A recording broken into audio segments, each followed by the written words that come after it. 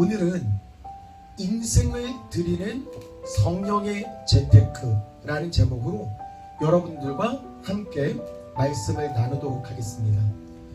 오늘 말씀을 준비할 때에 나의 어머니께서 이런 환상을 보셨다고 하여 성도 여러분들과 함께 공유를 하고 싶습니다. 간단한 말씀을 준비하고 있었습니다. 그때 어머니께서 전화가 왔습니다. 굉장히 흥분한 상태였습니다. 내용인즉슨 기도를 했고 목양의 교회를 위해서 기도를 하는데 강단 뒤에서 하나님의 찬란한 빛이, 광명의 빛이 너무나 빛이 나서 앞을 쳐다볼 수가 없었다. 환상임에도 불구하고 눈을 감을 수밖에 없을 정도의 어마무시한 빛이 쏟아지더라 라는 이야기를 너무 기쁨으로 말씀을 해주셨습니다. 그때 깨달았습니다. 오늘 준비하는 이 말씀을 위해서 하나님께서 임하실 것이고 하나님께서 결단하기로 결심한 성도 여러분들을 위해서 축복을 내려 주시겠구나, 확답을 주시기 위하여서 나의 어머니에게 환상을 주시고 이 환상 보신 것들을 나에게 알려주시기 위해서 아마 전화를 주셨겠구나. 그래서 말씀을 준비하면서 책임감이 엄청 많이 들었습니다. 하나님께서 말씀 전하는 이때에 함께 임해 주실 거라고 생각을 하고 책임감 있게 지금부터 말씀을 전해드리도록 하겠습니다. 인생을 드리는 성령의 재테크는 오늘 크게 세 가지로 나누어서 말씀을 드리도록 하겠습니다. 첫 번째, 내 인생보다 더 귀한 것들을 드리자. 두 번째, 수익이 확실한 곳에 확실한 투자를 하자. 세 번째, 내 인생을 드리고자 서원을 하자. 세 가지를 다시 한번 알려드리겠습니다. 1번, 내 인생보다 더 귀한 것을 드리자. 2번, 수익이 확실한 곳에 확실한 투자를 하자. 3번, 내 인생을 드리고자 하는 서원을 하자.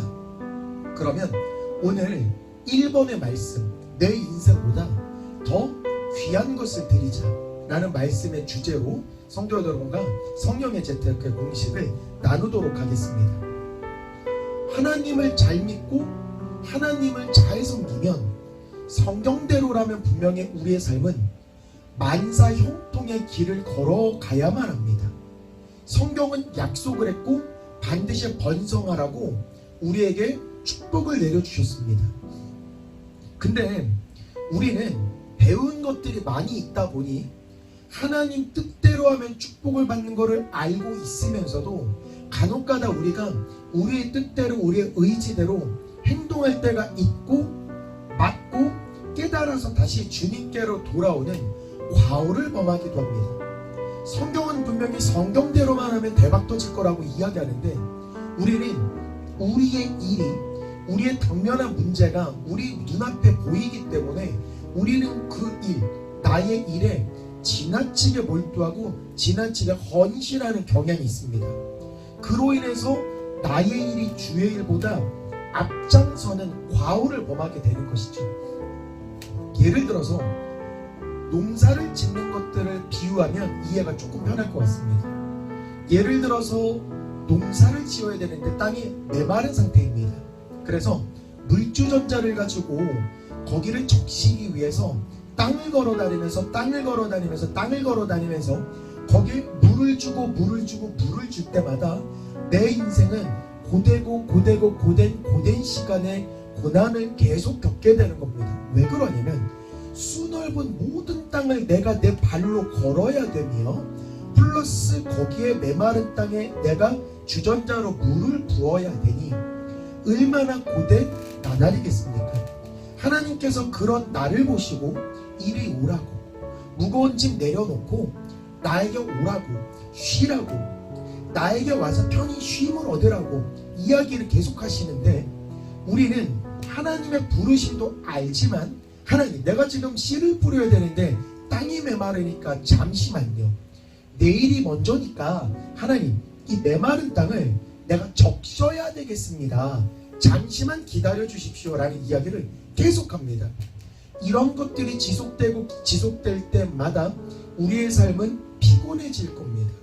그리고 우리는 점점 갈수록 녹초가 될 겁니다. 왜 그러냐면 내가 나의 일에 지나치게 몰두하면 밭을 계속해서 걷고 내가 메마른 땅에 계속해서 물을 줄 때마다 모든 고된 것들, 힘든 것들은 내 삶에 찾아오게 됩니다. 그런데 하나님께서 나에게 와서 편히 쉼을 얻으라고 이야기하는 건 일을 내팽개치면 그냥 나 혼자 있어라 이런 게 아닙니다. 하나님께서 네 일 내가 해줄 테니 너는 와서 나의 일을 해라 라고 말씀해 주시는 것입니다. 일례로 하나님께서 수많은 그 메마른 땅 위에 축복의 단비를 내려주시면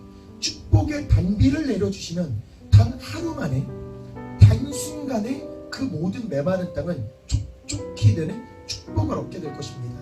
내가 며칠이고 수고해도 가뭄이 해결이 되지 않았는데 하나님께서 축복의 단비를 내려만 주시면 내가 수일 동안 노력한 것 그 이상의 축복의 결과가 쏟아지게 되는 것입니다. 이처럼 하나님 뜻대로 하나님의 부르심을 받아서 하나님을 위해서 내 모든 것들을 드렸을 때 하나님은 나의 일을 기적처럼 행해 주시는 겁니다. 그리고 성경을 읽으면서 제가 고민을 한번 해봤습니다. 과연 성경 속에서 가장 축복을 받은 인물이 누굴까? 노아일까? 삼손일까? 야곱일까? 요셉일까? 이삭일까? 모세일까? 바울일까? 근데 앞만 봐도 성경의 가장 축복을 받은 인물은 저는 아브라함이라고 생각합니다. 왜 그러냐면 성경 속에 유일하게 나의 친구라고 칭하시고 믿음의 조상이 된다라고도 말씀해 주신 성경 속에 엄청난 축복의 주인공은 아브라함밖에 없습니다. 하나님께서는 아브라함을 나의 친한 벗이다, 너는 나의 친구다 라고 이야기를 하시면서 은밀한 비밀 얘기도 아브라함에게만 들려주십니다. 일례로 하나님께서는 성경에서 이렇게 말씀해 주십니다. 창세기 21장 22절에 네가 무슨 일을 하든지 내가 너와 함께 할 것이다 라고 말씀하셨습니다. 그리고 하나님께서는 은밀한 비밀 얘기도 아브라함에게는 숨기지 않았습니다. 소돔과 고모라가 너무나 악하여서 내가 이 땅을 멸해야 되겠구나라고 결심을 하셨을 때 이 어마무시한 이 일도 아브라함에게 은밀하게 알려주셔서 네 조카 롯이 있는 이곳을 내가 명하려고 하니 얼른 걔네들 대피하게끔 미리 귀뜸을 해주십니다. 이것처럼 하나님께서는 아브라함을 피조물로 생각하기보다는 절친, 정말 내 마음을 터놓을 수 있는 친한 벗으로 이야기를 해주십니다. 그리고 하나님은 아브라함에게 나는 너의 방패요 너의 지극히 큰 상급이라고 말씀해 주셨습니다. 이런 말씀을 왜 아브라함에게 해주셨을까라고 생각을 하면 세상에서는 이 사람이 갑작스럽게 잘되고 이 사람이 어마무시한 축복을 받게 되면 와 축하드립니다 이런 사람들도 있겠습니다만 이 사람을 시샘하고 저주하고 공격하는 일은 반드시 있기 마련입니다. 쉽게 말해서 성령의 재테크에서 사람으로 인해서 내가 뭔가 고통이 온다라면 수일 이내에 내가 무언가가 잘될 징조구나, 내가 뭔가 잘되기 직전이기 때문에 사람들이 나를 공격을 하는 거구나 라고 생각을 해주시면 좋습니다. 하나님도 이것을 너무나 잘 알고 계시기 때문에 하나님이 아브라함의 편을 들고 나의 친구 나의 벗이라고 칭했으니 분명히 아브라함은 무조건 잘될 일밖에 없었던 겁니다. 그러면 이 땅에서 아브라함은 시샘의 대상이 될 거고 부러움의 대상이 될 거고 질투의 대상이 되실 것을 하나님께서는 미리 아셨기 때문에 내가 너의 방패가 되어줄 거고 너의 지극히 큰 상급이 되어줄 거야. 안 좋은 모든 것들은 막아줄 거고 앞으로 네가 가는 곳곳마다 축복이 쏟아지게 할 거야 라고 축복을 내려주시니 얼마나 이거는 복된 일인 거겠습니까? 두 번째로 하나님은 아브라함에게 자녀의 축복도 주셨습니다. 여호와께서 이르시기를 내가 나를 가리켜 맹세하노니 네가 이같이 행하여 내 아들 네 독자까지도 아끼지 아니하였은즉 내가 네게 큰 복을 주고 내 씨가 번성하여 하늘의 별과 같고 바다의 모래와 같게 하리니 네 씨가 그 대적의 성문을 차지하리라. 그리고 네 씨로 말미암아 천하 만민이 복을 받으리니 이는 네가 나의 말을 준행하였음이니라 하셨다 하니라. 거꾸로 뒤집어 보면 아브라함이 축복을 받을 때는 네가 나의 말을 준행하였음이니라. 하나님께서 축복을 주신 이유를 들어 말씀하시는데 네가 나의 말을 준행하였음이니라. 그러니 내가 축복을 그냥 내려줄게 이것도 아닙니다. 성경에서는 내가 나를 가리켜 맹세하노니 나 하나님의 이름을 걸고 맹세하노니, 쉽게 말해서 내가 축복을 주는데 그냥 주는 게 아니라 내가 하나님이거든. 근데 내 하나님 내가 나를 가리켜 맹세하노니, 이 말은 무조건 네 삶의 축복은 내가 내려줄 거요. 그 이유가 뭐냐고? 네가 나의 말을 준행하였음이니라.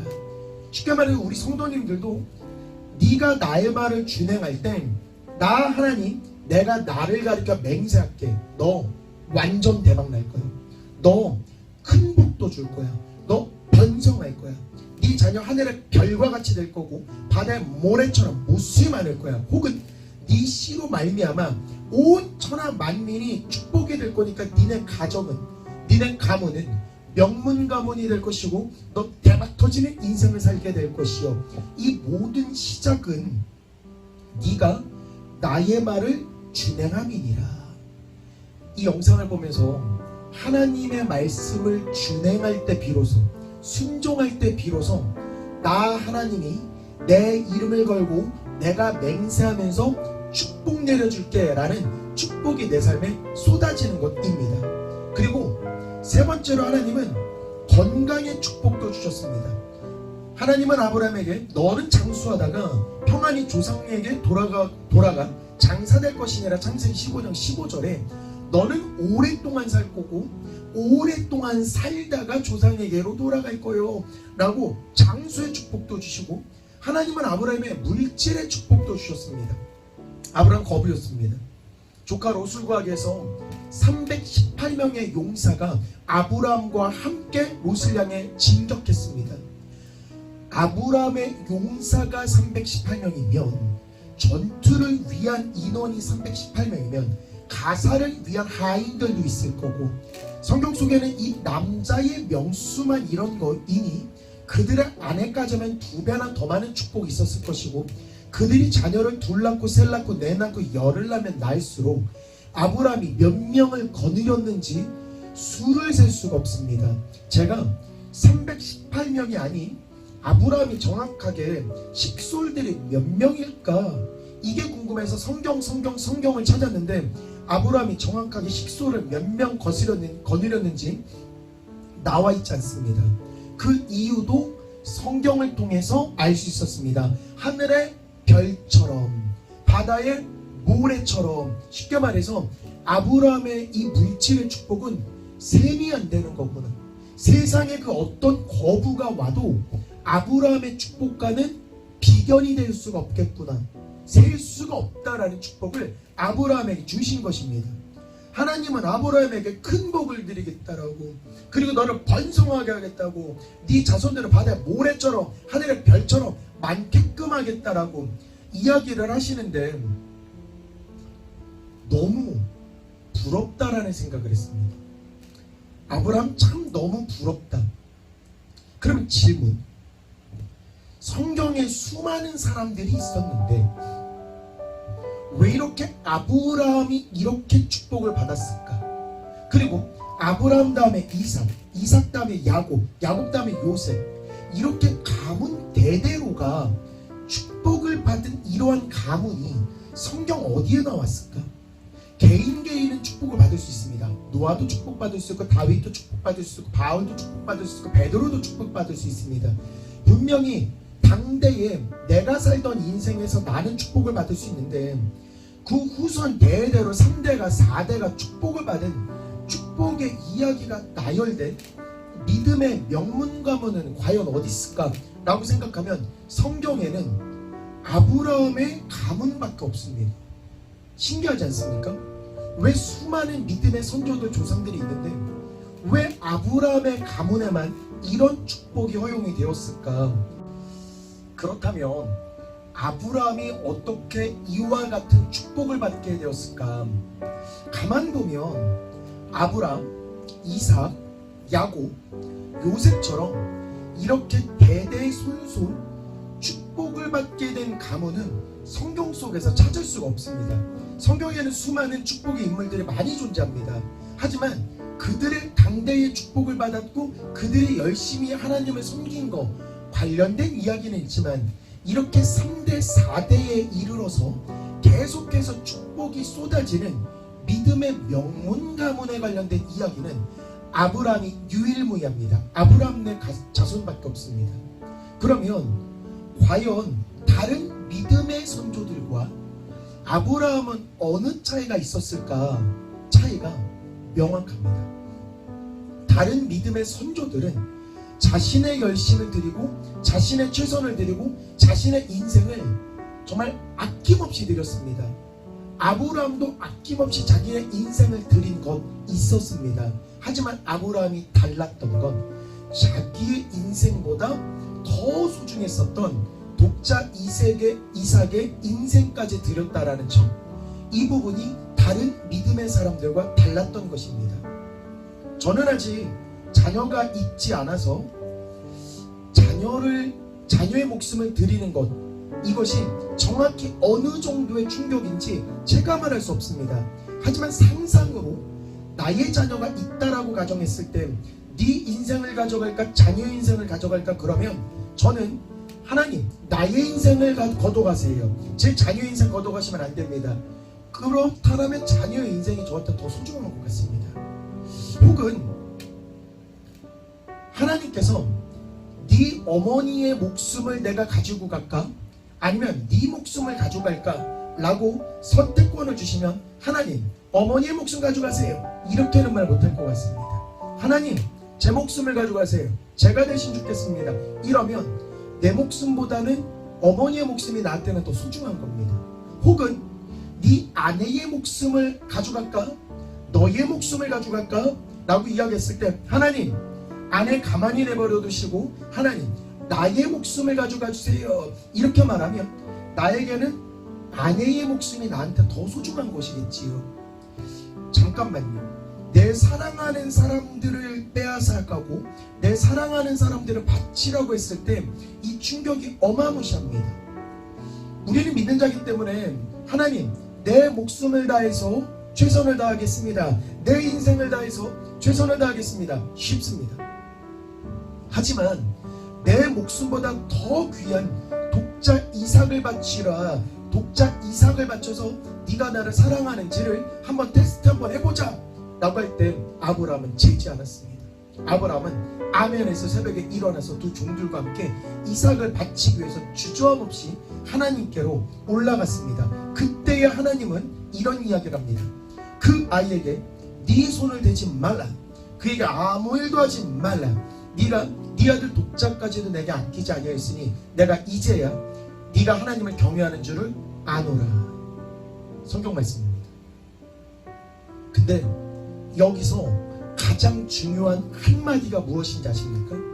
여기서 가장 중요한 한마디는 이제야, 내가 이제야 네가 하나님을 경외하는 줄을 아노라. 이제야.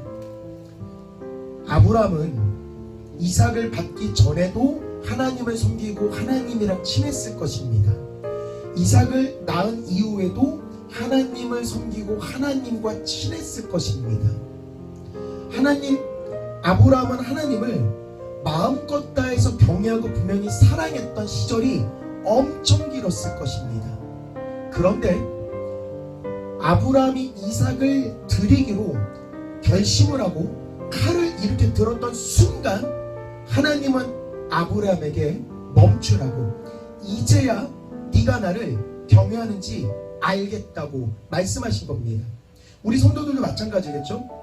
우리가 여태까지 신앙생활을 여태껏 오랫동안 했지만 성경에서 약속한 축복을 아직 못 받았다라면, 혹은 내가 일평생 신앙생활을 하면서 축복을 받기는커녕 힘든 나날들이 계속이 됐다라면, 하나님께서 이제야 네가 경외하는 거구나 라는 그 인생의 결단을 내가 내린 적이 있었나?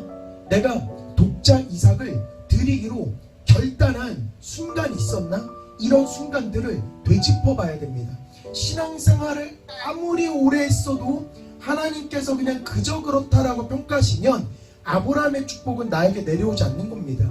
그런데 아브라함도 수많이 이렇게 신앙생활을 하다가 독자 이삭을 바치기로 결심하는 그 순간부터 하나님께서는 이제야 네가 경외하는지 내가 알겠구나 라고 말씀하셨으니, 우리도 신앙생활을 쭉 하면서 하나님께서 이제야 네가 이런 결단을 하다니 이제야 네가 나를 경외하는지 내가 진짜 알겠다 라고 느끼시는 겁니다. 하나님께서 이제야 네가 나를 경외하는 거구나 라는 말씀을 하시려면 우리도 독자 이삭을 바치는 인생의 결단은 무언가를 할 필요가 있습니다.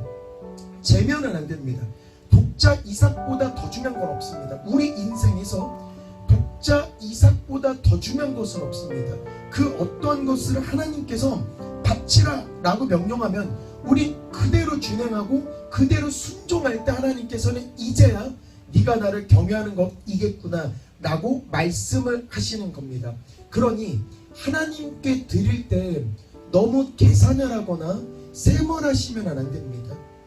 내 수중에 귀한 무언가가 없어졌기 때문에 이 내 이름으로써 속상하다 라는 생각이 들 수도 있습니다. 혹은 재물이라면 내가 이런 재물을 하나님께 드림으로 내 수중에 재물이 없어지니까 속상할 것이고, 시간이라면 내 시간인데 이 시간을 하나님께 드리니 내가 나를 위해서 쓸 시간이 없어지니 속상할 수도 있습니다. 하지만 성경은 엄청난 비밀을 여기서 알려주고 있습니다. 하나님께서 독자 이삭을 바치려고 할 때 아브라함은 아멘하고 순종을 했습니다. 독자 이삭이 없어졌습니까? 라고 묻는다라면 독자 이삭은 없어지지 않았습니다. 하나님께 드린 독자 이삭, 하나님께 드린 내게 소중한 그 무언가, 하나님께 드린 내 재물, 하나님께 드린 내 노력, 내 찬양, 이 모든 것들은 없어진 것이 아닙니다.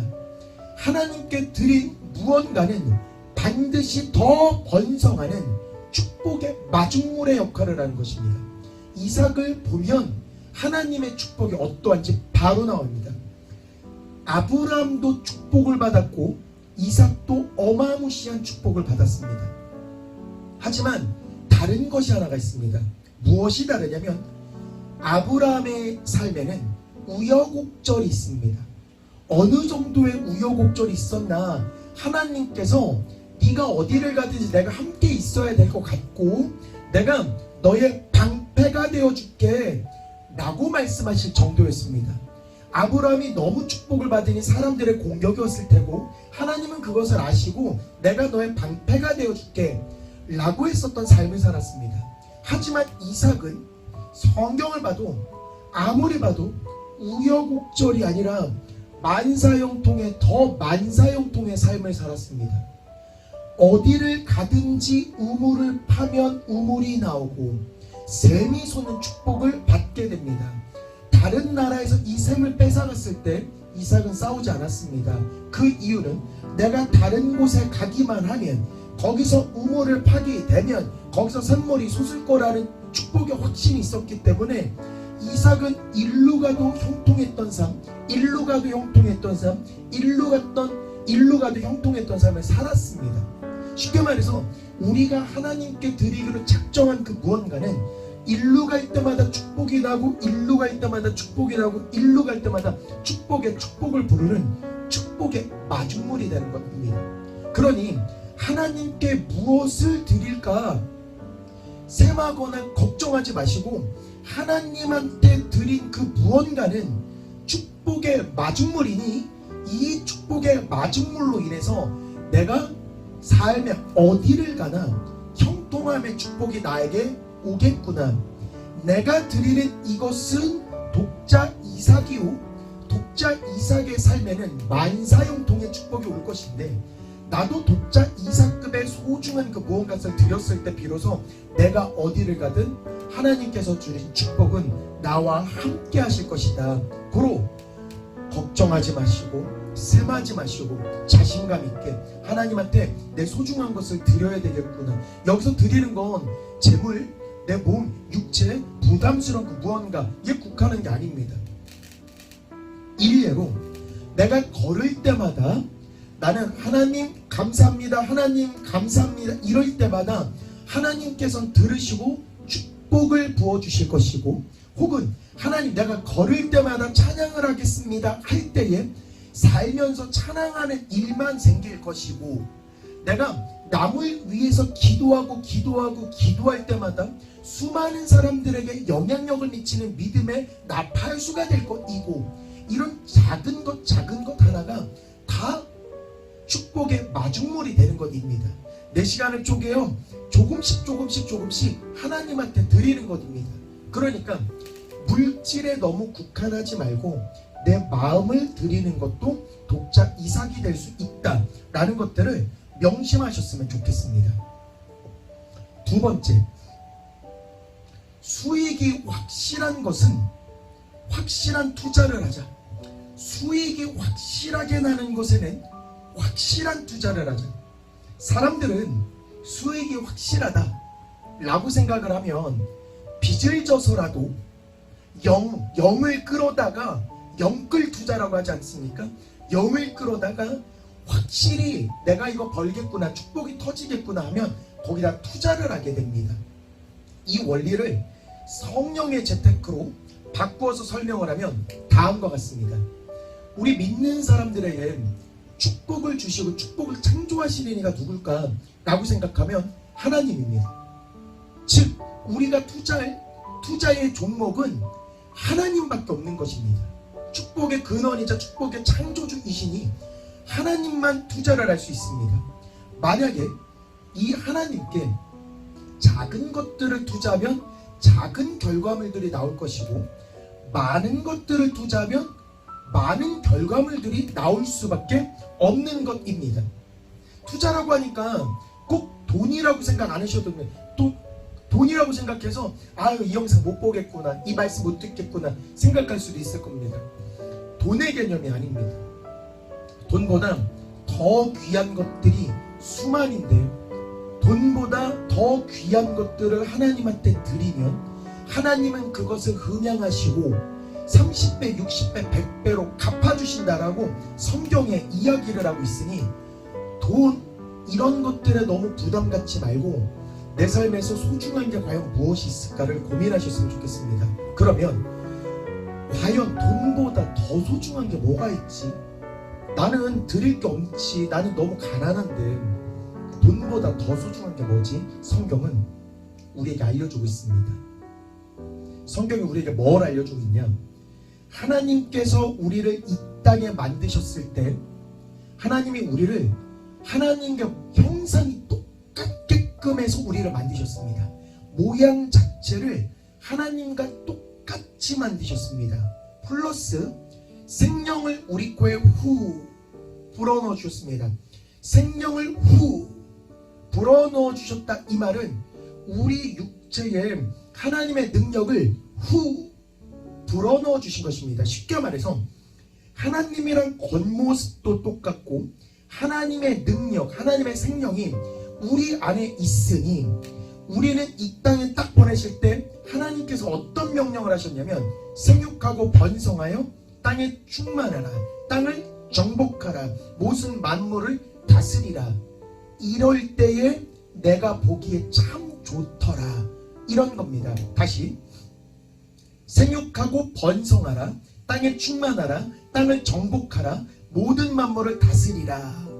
이럴 때에 보기에 참 좋았더라, 이 말은 이때야 비로소 네가 나를 경외하는 줄 알았겠구나. 이런 것과 똑같습니다. 쉽게 말해서 우리 인생에서 돈보다 더 귀한 게 뭘까 생각해보면 하나님께서 만드신 나 자신, 하나님께서 만드신 나 자신이 최상급이구나. 돈보다 더 소중하고 돈보다 더 귀한 게 무엇일까 생각해보면 하나님이 만든 내 자신, 내 몸이 가장 귀한 것이겠구나. 다시 한번 공식으로 만들어 드립니다. 하나님과 우리는 모양이 똑같습니다. 하나님이 우리 코에 생명을 불어넣어 주셨다, 능력을 불어넣어 주셨다. 우리 입에는 하나님의 능력도 존재합니다.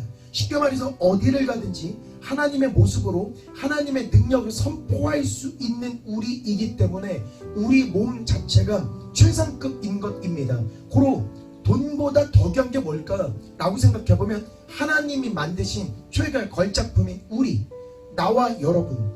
돈보다 더 귀한 건 나와 여러분들의 인생인 것입니다. 쉽게 말해서 하나님은 분명히 축복을 주시겠다라고 약속을 하셨습니다. 마치 계약서처럼 30배, 60배, 100배, 1000배, 만배의 축복을 주시겠다라고 아예 약속을 하셨습니다. 아예 약속을 하셨습니다. 근데 이때에 하나님이 조건을 달아주신 게 뭐냐면 네 마음의 밭에 따라서 이 축복이 30배가 될 수도 있고 60배가 될 수도 있고 100배, 1000배, 만배가 될 수 있는데 뭐에 따라서? 마음의 밭에 따라서.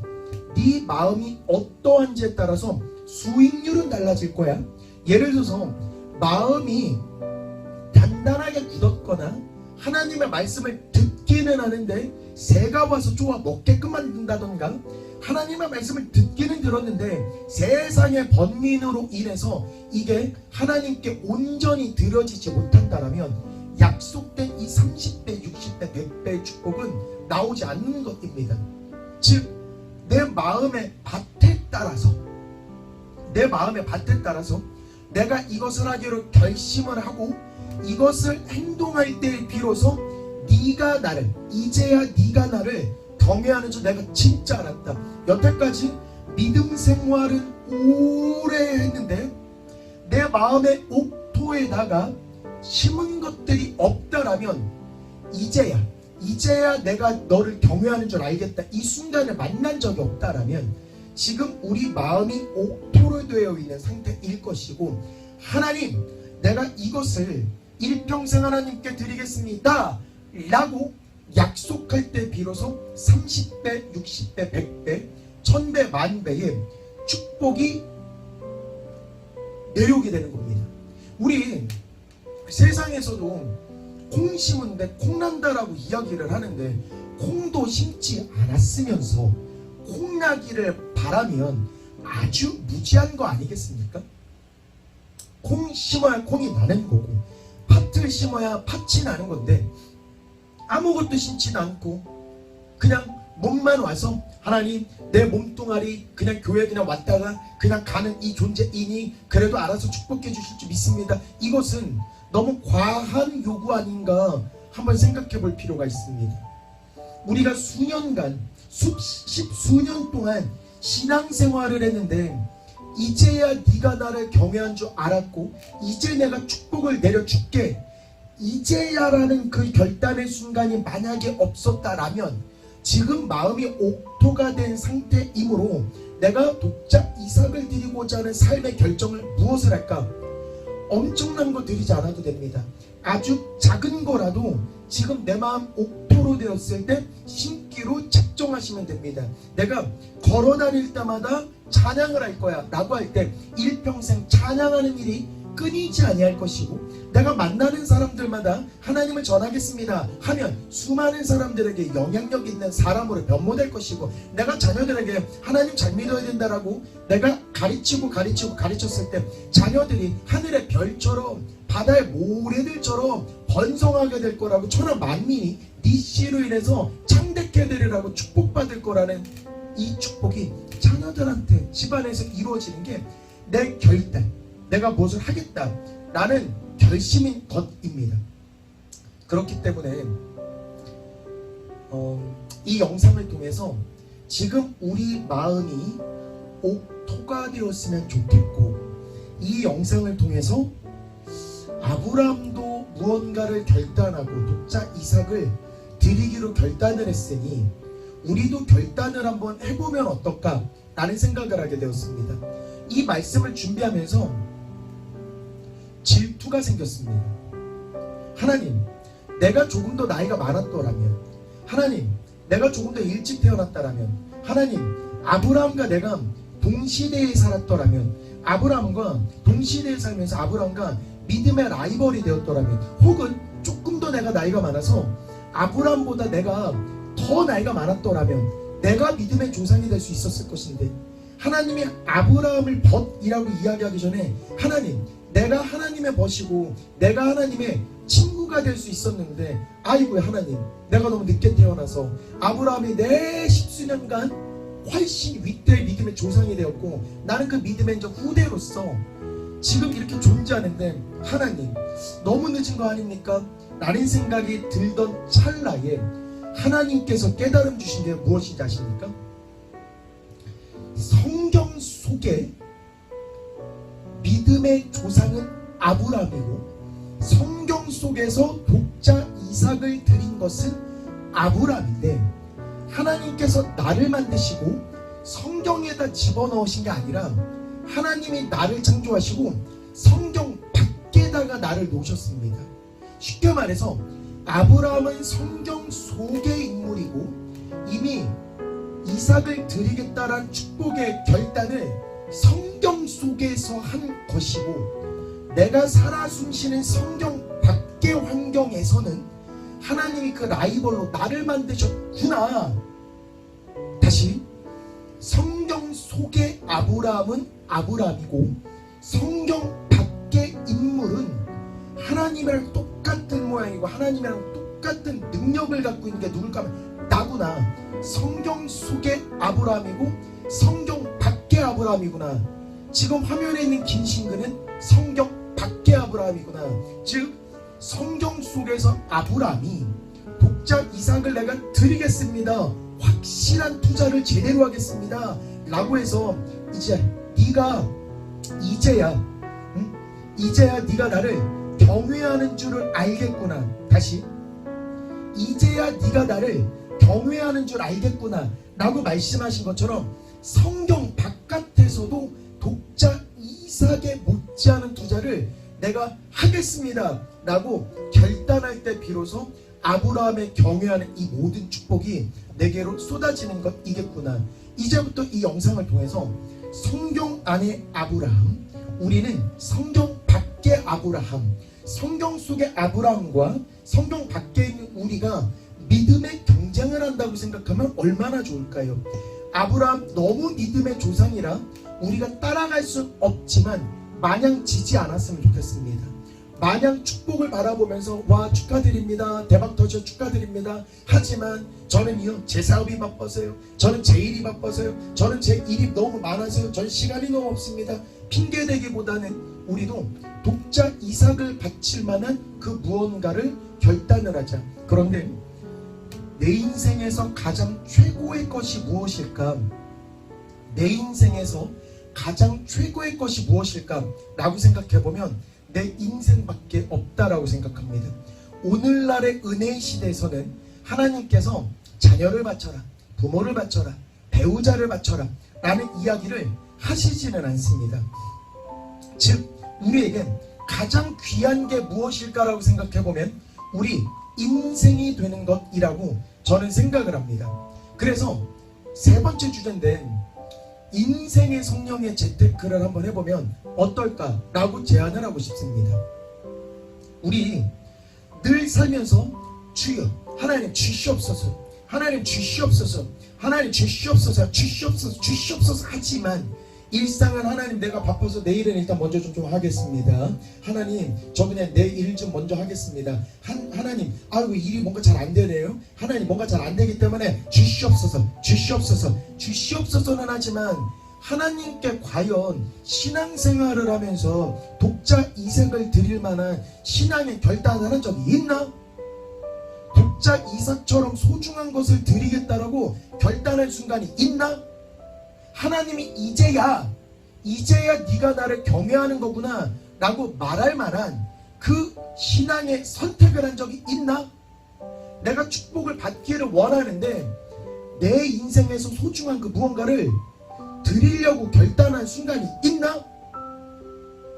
생각보다 많지 않다라면 이 영상을 통해서 우리 주시옵소서 이것보다는 하나님, 내가 살아생전에 내 마음 밭을 옥토로 이렇게 만들었사오니 하나님, 내가 이것만큼은 하나님 부르시는 그날까지 계속해서 심겠습니다. 그랬을 때 30배, 60배, 100배, 1000배, 만배. 하나님, 지금 내 삶을, 내 마음을 이렇게 옥토로 바꾸고 하나님, 찬양을 일평생 드리겠습니다. 30배, 60배, 100배, 1000배, 만배의 수익률이 인생에서 펼쳐지는 것입니다. 그러니 하나님, 내 마음밭 옥토인데 내가 내 인생에서 무엇을 심으면 좋겠습니까? 한 번쯤은 고민해 보셨으면 좋겠습니다. 성경에서 하나님께 무언가를 약속하고 하나님, 독자 이삭을 드리겠습니다 라고 서원하는 이야기가 성경 속에 이렇게 많은 줄 몰랐습니다. 한번 보여드리겠습니다. 민수기 30장 2절에 사람이 여호와께 서원하였거나 결심하고 서약했으면 깨뜨리지 말고 입으로 말한 것대로 다 이행할 것이라. 서원하기로 결심했으면, 독자 이삭을 드리겠다로 결심했으면 반드시 입으로 말한 것 이행해라. 신명기 23장 23절에 네 입으로 말한 것은 그대로 실행하도록 유의하라. 무릇 자원한 예물은 네 하나님 여호와께 네가 서원하여 입으로 언약한 대로 행할지니라. 예물을 만약에 서원하기로, 드리기로 서원을 했다라면 네 입으로 말한 대로 그대로 행하라고. 욥기에서 뭐라 그랬냐면 너는 그에게 기도하겠고 그는 들으실 것이며 너의 서원을 네가 갚으리라.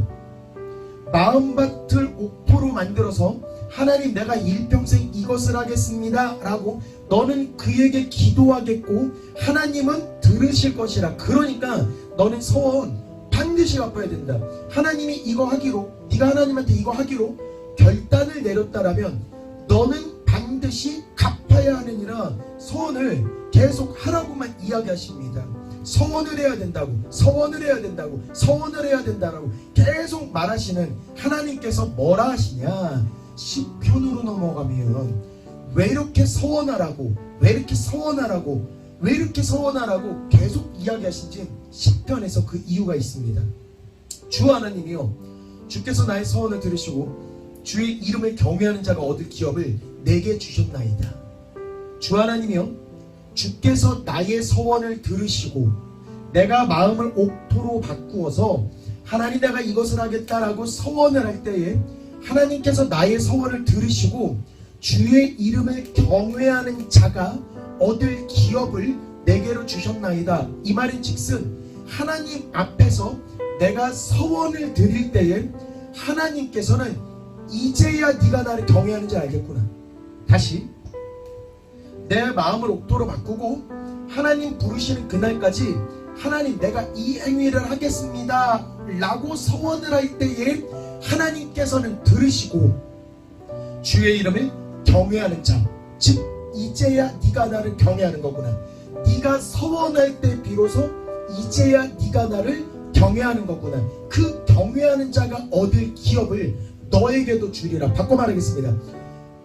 기업을 받기 위해서는 네가 나를 경외한다라는 순간을 만들어야 되고, 그 경외하는 순간을 만들기 위해서는 하나님께 서원을 듣게끔 하셔야 됩니다. 쉽게 말해서 내가 하나님한테 일평생 무엇을 드릴 것이냐, 주시옵소서 주시옵소서가 아니라 하나님께 무엇을 드릴 것이냐, 드릴 것을 자꾸만 고민하셔야 됩니다. 하나님께 일평생 이것을 드려야 되겠구나 라고 결심을 하셔야 됩니다. 그리고 서원이 너무 어려우니 시편에서 힌트도 줍니다. 내가 주의 이름을 영원히 찬양하며 매일 나의 서원을 이행하리이다. 쉽게 말해서 어떤 것들을 서원할지 만약에 결단이 잘 서지 않았다면 매일마다 주의 이름을 영원히 찬양하며 살아생전에 호흡하는 순간마다 매일마다 찬양을 하면서 나의 소원을 이행하리이다. 하나님이 부르시는 그날까지 일평생 잊지 아니하고 하나님을 찬양하겠습니다라고 서원할 때에 하나님께서는 들으시고 이제야 네가 나를 경외하는 줄 알았구나. 그러면 경외하는 자가 받을 축복, 그 기업을 네 인생에 쏟아줄게 라고 말씀을 해주시는 것입니다. 그리고 시편 116편 18절엔 여호와께 서원한 것을 그의 모든 백성이 보는 앞에서 내가 지키리로다. 여호와께 서원한 것을 그의 모든 백성이 보는 앞에서 내가 지키리로다. 지금 이 영상은 하나님의 모든 백성들이 볼 수 있는 모든 백성이 보는 앞입니다. 그래서 다음 시간에 저와 우리 목양의 성도들이 한 분 한 분 나와서 일평생 하나님께 이것을 서원할 것이고, 하나님 내 인생 내가 일평생 이 찬양만큼은 하나님께 드리겠습니다. 즉 내 인생을 대표할 수 있는 주제곡을 이걸로 삼아서 일평생 이것을 주께 찬송하겠습니다 라고 모든 백성이 보는 앞에서 내가 지키리로다 서원을 할 생각입니다. 그리고 제가 이 유튜브 이 화면에서 자랑할 게 하나가 있습니다. 저 이 성경 자랑하고 싶습니다. 갑자기 말씀 전하다 성경을 자랑하니 좀 이상하기는 한데, 제 인생의 성경책입니다. 일평생 저는 이 성경과 함께 제 신앙생활, 제 인생을 하나님께 드리기로 결심했습니다. 그리고 지금 화면에 있는 이 김신근은 이 성경과 함께, 이 인생 성경과 함께 어떤 서원을 할지 궁금하지 않으십니까? 다음 시간에 많은 이들, 많은 백성이 보는 앞에서 저도 하나님께 서원을 할 거고, 이 영상을 보는 성도님 그리고 믿지 않는 많은 사람들 앞에서 서원을 할 것이고, 그 서원을 하나님 앞에서 지키도록 하겠습니다. 이렇게 결단을 할 때에, 이렇게 서원을 할 때에 하나님께서는 들으시고 이제야 네가 나를 경외하는 줄 알았노라고, 경외하는 자를 위해서 예비한 축복, 그 기업을 우리의 삶에 주실 거라고 믿습니다. 오늘 제가 준비한 인생의 성령의 재테크는 여기까지입니다. 여기까지이고, 이 영상을 통해서 이 영상을 끝까지 들었다, 이 말은 우리 마음이 현재 옥토로 되어 있는 마음의 준비는 이미 끝난 것이니, 하나님의 부르심을 받는 그날까지 내가 어떠한 것들을 하나님께 드리는 삶을 살 것인지, 내가 하나님 앞에서 어떤 것을 드리기로 서원할 것인지 고민하고 결단하여서 독자 이삭을 드린 아브라함의 축복이 독자 이삭급의 무언가를 드린 성도 여러분들, 나와 성도 여러분들의 삶에 하나님의 경외의 축복이 내려올 줄 믿습니다. 오늘 여기까지만 할 거고요. 우리 다음 주에 영상을 통해서 하나님께 서원하는 시간을 갖도록 하겠습니다. 감사합니다.